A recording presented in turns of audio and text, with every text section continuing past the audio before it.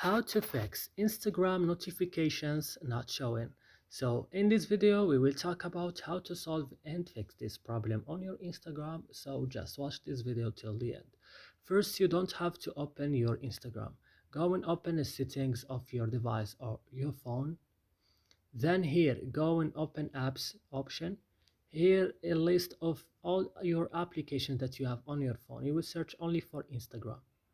When you found Instagram, open it like this. You will find here notifications. Click on it. If it's not allowed, you have to allow it by clicking right here, and that's it. Your problem will be fixed. So I hope guys this video is helpful for you. Don't forget to like and subscribe in our channel. See you in another video.